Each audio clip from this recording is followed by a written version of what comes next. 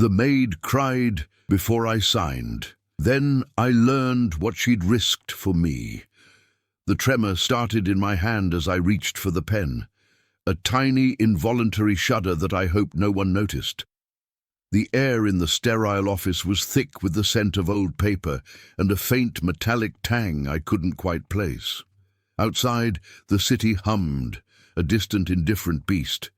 Inside, it was just me, the polished mahogany desk, and the woman standing opposite, her face a mask I was too preoccupied to truly see. The contract lay between us, a dense forest of legalese promising a significant payout, a solution to a problem I'd created through my own careless ambition. My ambition. That's what I told myself. It was just ambition, the kind that made you cut corners, the kind that saw people not as people, but as obstacles or tools.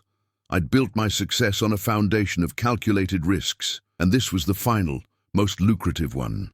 The deal would set me up for life, a life I'd meticulously planned, a life where sentiment had no place. I traced the embossed logo on the contract, a stylized hawk, a symbol of predatory grace. I was the hawk, and this was my prey. My gaze flickered to the woman. She was older, her face etched with lines that spoke of a life far removed from the gilded cages I inhabited. Her uniform was neat, utilitarian, a stark contrast to the expensive suit I wore. She clutched a worn leather purse, her knuckles white. I'd barely registered her presence beyond her role as a witness, a formality required by my lawyer. My mind was already on the champagne I'd pop, the celebratory dinner, the future that was now within my grasp. I saw her lips move, a soft murmur I dismissed as nervous habit.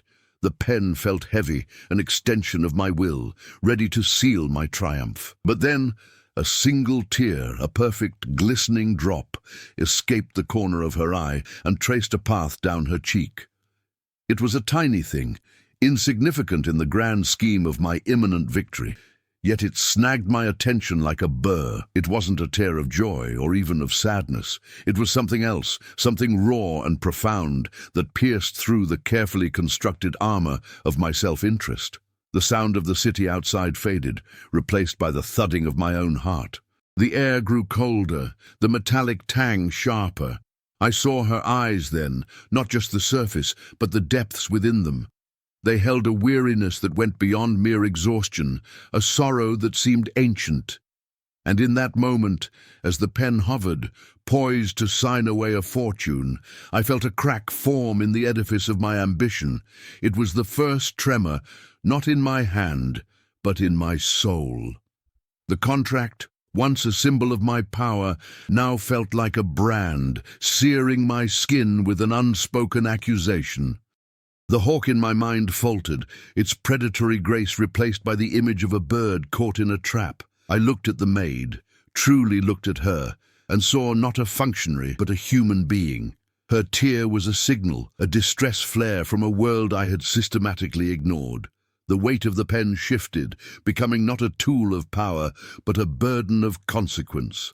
The silence in the room stretched, taut and expectant, as the world I knew began to tilt on its axis. This wasn't just a signature, it was a crossroads, and the path I'd been so eager to take suddenly seemed shrouded in a darkness I hadn't anticipated.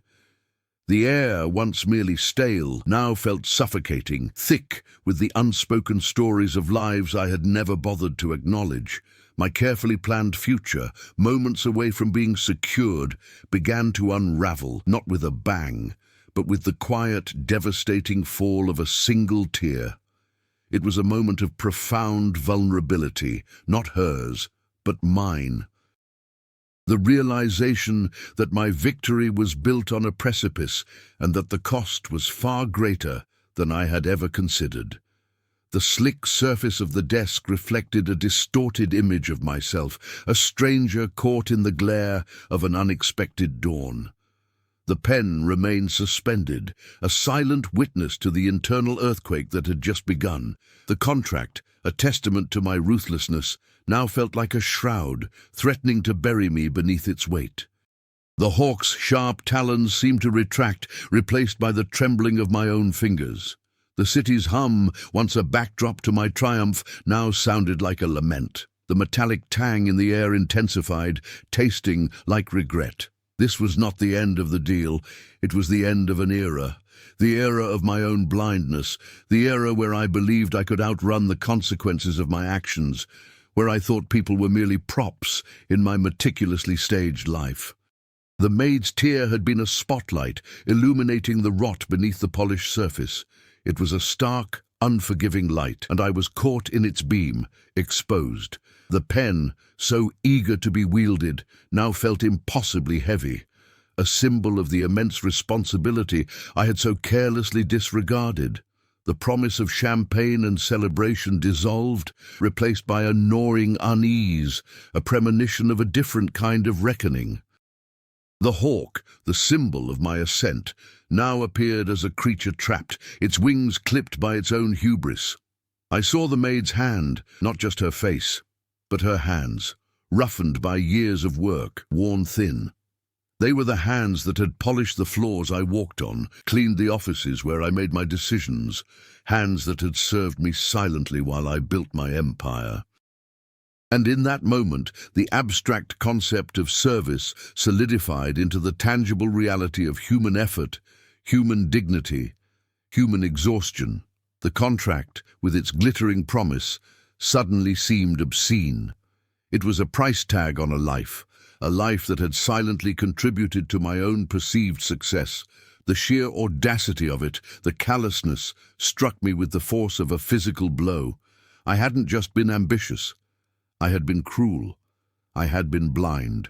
And the maid's tear was the first painful pinprick of awareness. The office, once a symbol of my power, now felt like a cage, and I was the one trapped within its bars. The polished mahogany desk, a testament to my wealth, now seemed to mock me with its cold, unfeeling surface. The metallic tang in the air was the scent of my own moral decay. The city's hum was no longer indifferent. It was a chorus of unseen lives, each with its own struggles, its own tears, its own dignity. The pen was still in my hand, but its purpose had shifted. It was no longer a tool for acquisition, but a potential instrument of my own undoing. The hawk, once soaring, was now grounded, its wings heavy with the weight of my complicity.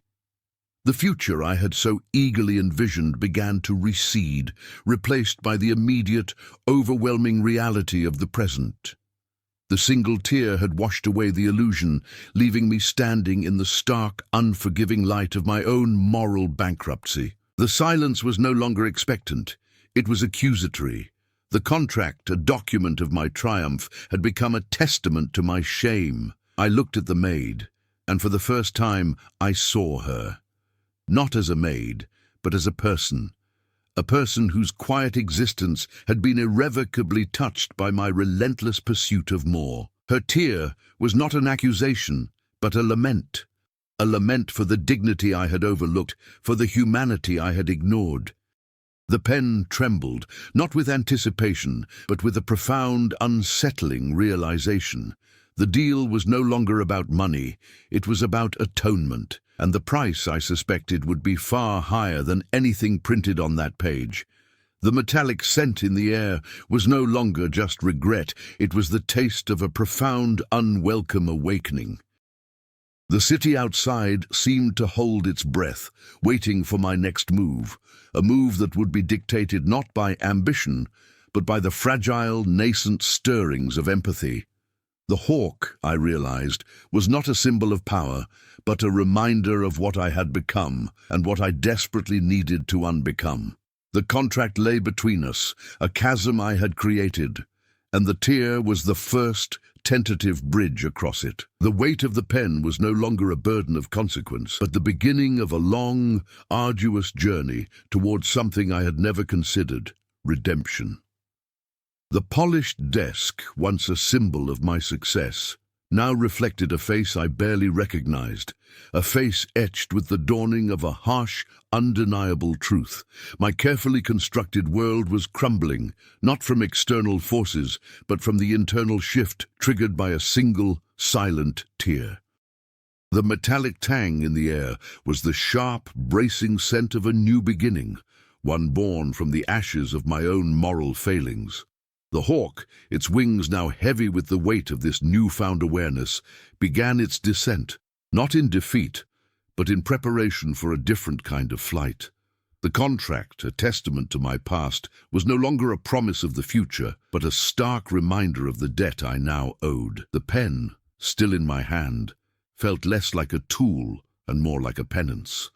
The city's hum, once an indifferent backdrop, now seemed to resonate with the quiet dignity of countless individual lives, each one deserving of recognition, of respect, of compassion. The maid's tear had not just fallen, it had shattered the illusion, revealing the raw, unvarnished truth of my own moral landscape. The polished mahogany, once a symbol of my elevated status, now felt like a barrier, separating me from the very humanity I had so carelessly disregarded. The metallic scent, sharp and pervasive, was the sterile odor of my own moral compromise, a scent that now clung to me like a second skin. The hawk, my predatory emblem, seemed to recoil, its sharp gaze replaced by a bewildered stare, a silent question mark hanging in the air. The contract, a document of my supposed triumph, now felt like a gravestone, marking the death of my insensitivity.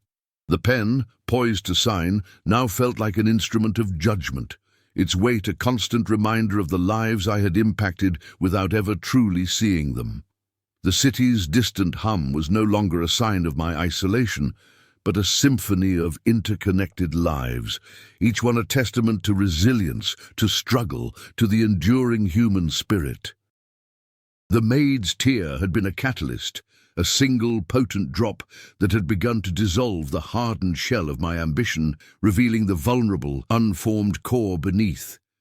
The polished surface of the desk, once a mirror of my success, now reflected a face etched with the first lines of a profound, unsettling self-awareness. The metallic tang in the air was the sharp, clean scent of a dawning realization, a scent that promised not comfort, but the bracing challenge of change. The hawk, its wings now folded in a posture of quiet contemplation, no longer represented predatory grace, but the potential for a more grounded, more compassionate flight.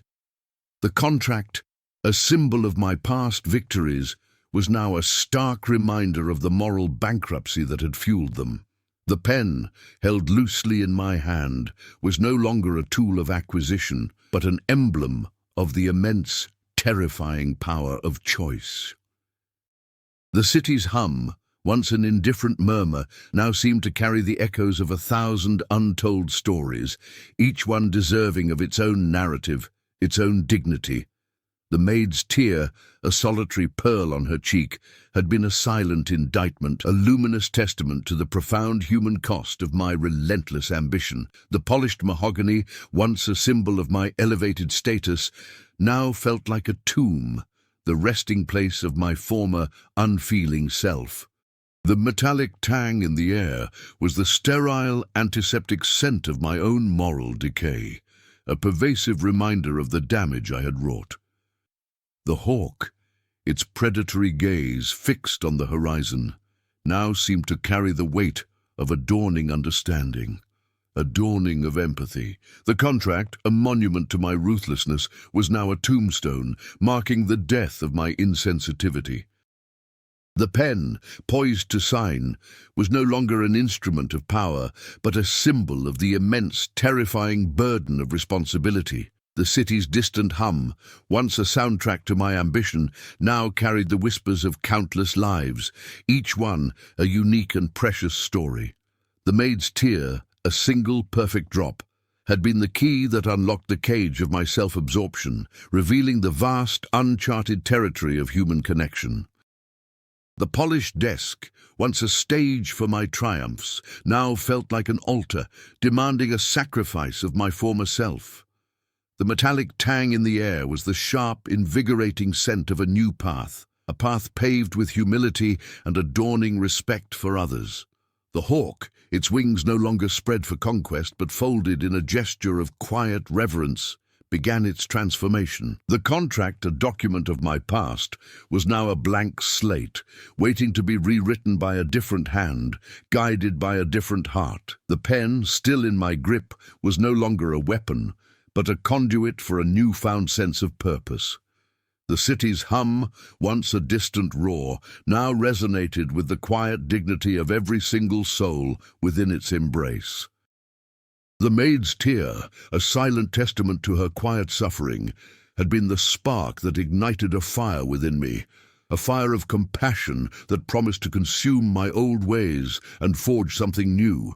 The polished desk, once a symbol of my unassailable power, now felt like a mirror, reflecting a man who was finally beginning to see. The metallic tang in the air was the bracing scent of a moral reckoning, a scent that promised not an end, but a profound and necessary beginning. The hawk, its sharp edges softened, its gaze now fixed not on prey, but on the horizon of human connection, began its long, arduous journey toward true flight. The contract, a relic of my past, was no longer a promise of wealth, but a stark reminder of the immense, immeasurable value of a single human life.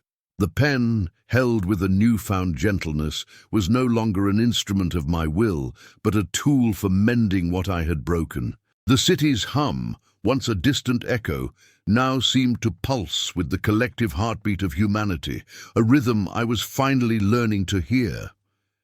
The maid's tear, a single, glistening testament to her quiet strength, had been the catalyst for a seismic shift within me, a shift from self-interest to a dawning understanding of shared humanity. The polished desk, once a symbol of my dominance, now felt like a stage for confession, a place where my carefully constructed facade would crumble. The metallic tang in the air was the sharp, clean scent of a moral awakening, a bracing aroma that promised not ease, but the profound challenge of genuine change. The hawk, its predatory instincts dulled by a nascent sense of empathy, began to shed its old feathers, preparing for a flight guided by a different compass. The contract, a document of my past, was no longer a promise of future riches, but a somber testament to the human cost of my ambition. The pen, held with a trembling resolve, was no longer a tool of acquisition, but an instrument of atonement, a means to begin repairing the damage.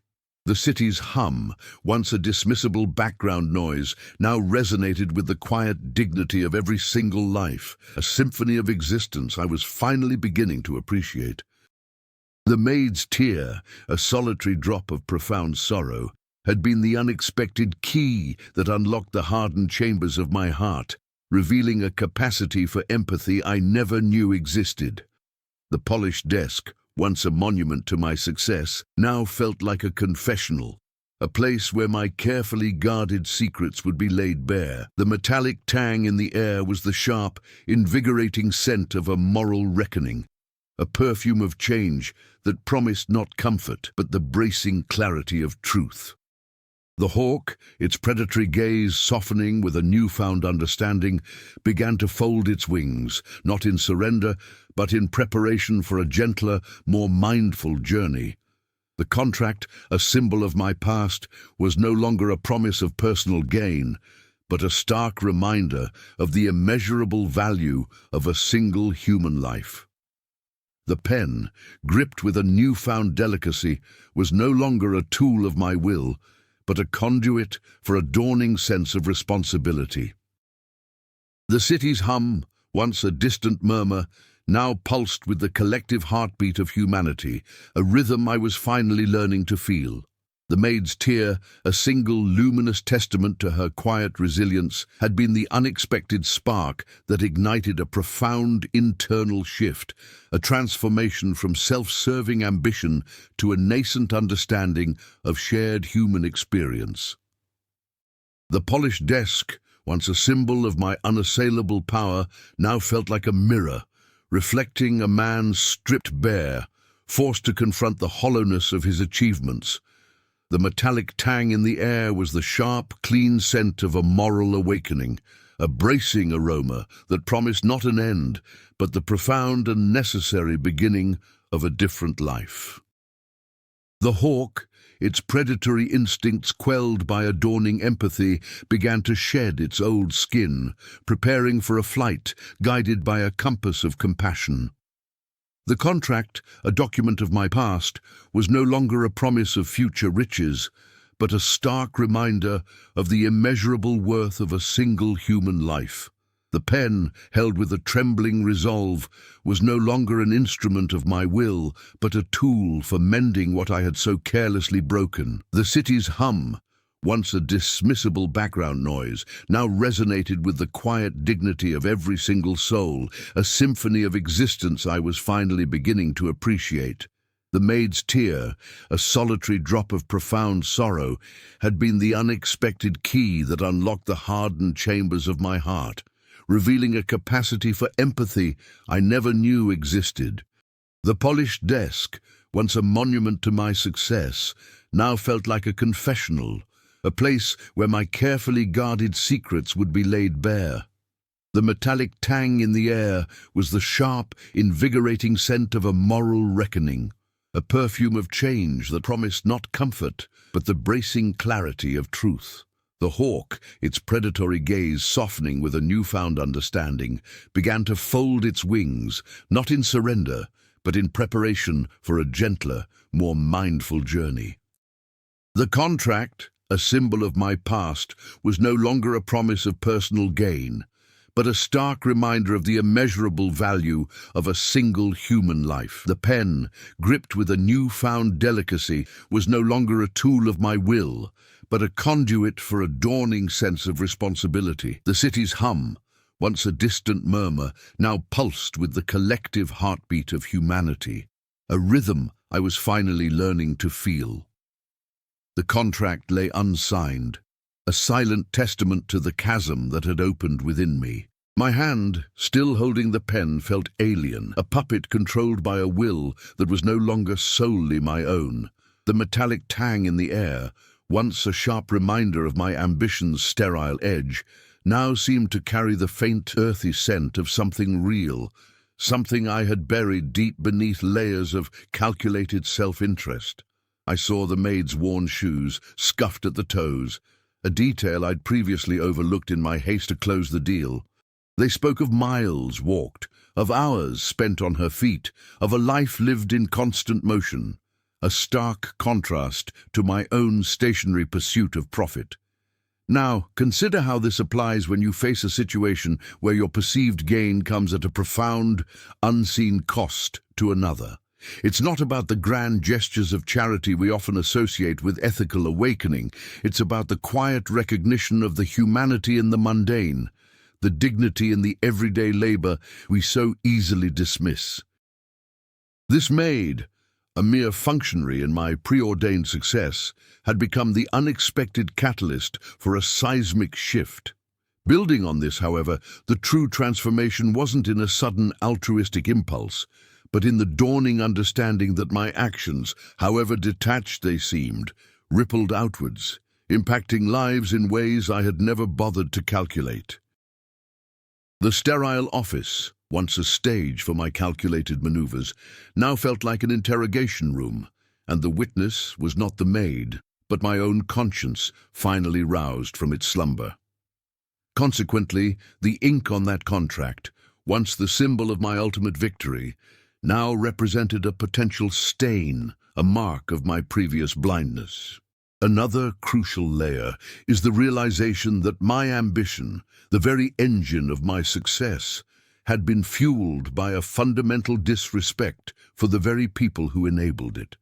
I had viewed them as abstract entities, cogs in a machine, rather than individuals with their own hopes, fears, and vulnerabilities. The maid's tear was not a plea for pity, but a quiet, potent assertion of her inherent worth. an assertion that resonated with a force that shattered my carefully constructed worldview.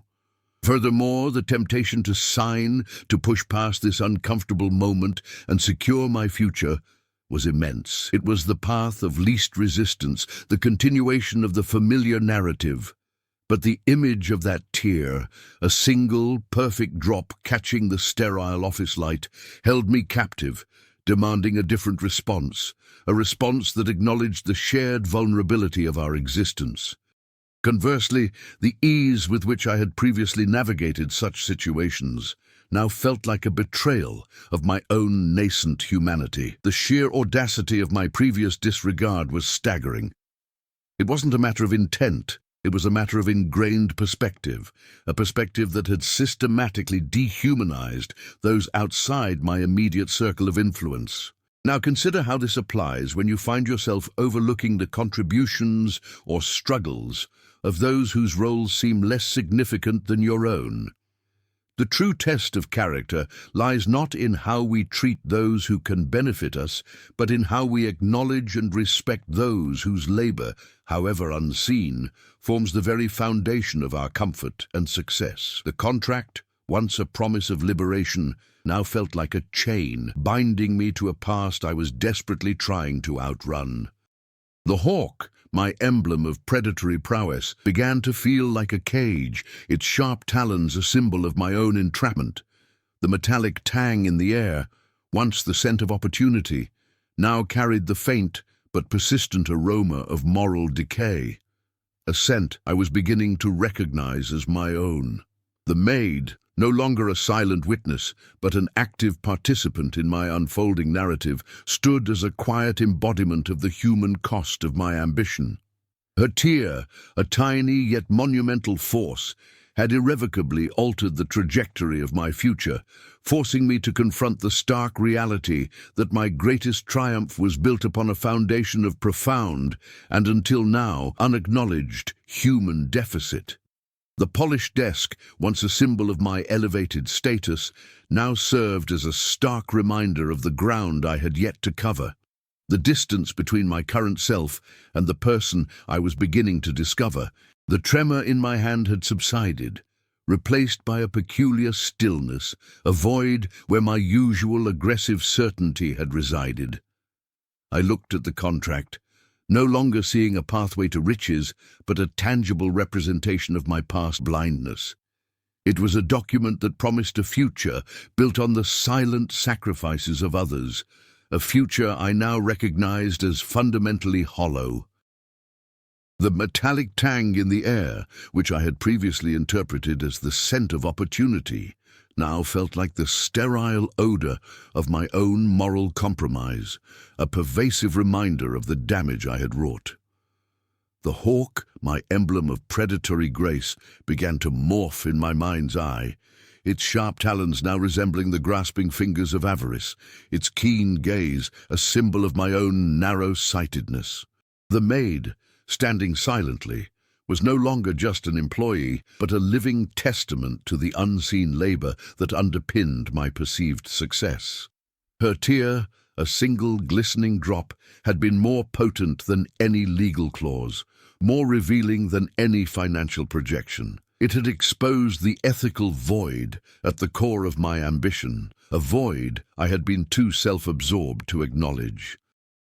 Now consider how this applies when you find yourself prioritizing abstract gains over the tangible human impact of your decisions. It's a subtle but pervasive flaw, this tendency to abstract away the real people involved, to reduce them to data points or functional roles. My ambition had been a powerful engine, but it had been running on a fuel of disregard. The contract, once a beacon of my impending triumph, now seemed to cast a long shadow, a shadow of the lives I had indirectly impacted without ever truly seeing them. The polished mahogany of the desk, a symbol of my elevated status, now felt like a barrier, separating me from the very humanity I had so carelessly overlooked. The sheer audacity of my previous actions, the assumed right to profit from the unseen efforts of others, was now staggering. It wasn't about malicious intent.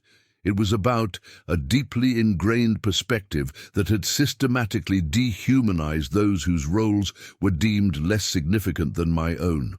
Building on this, however, the crucial realization was that my success had not been an isolated achievement, but a consequence of a complex web of human effort, much of which I had actively ignored. The maid's quiet dignity, her silent contribution, was a vital thread in that web, a thread I had treated with utter indifference. Consequently, the temptation to dismiss this moment, to sign the contract and move on, was immense. It was the easiest path, the continuation of the familiar narrative. Yet the image of that tear, a single luminous drop catching the sterile office light, held me captive, demanding a different response, a response that acknowledged the shared vulnerability of our existence. Furthermore, the ease with which I had previously navigated such transactions now felt like a profound betrayal of my own nascent humanity. The abstract nature of my previous calculations had allowed me to bypass the uncomfortable reality of human consequence.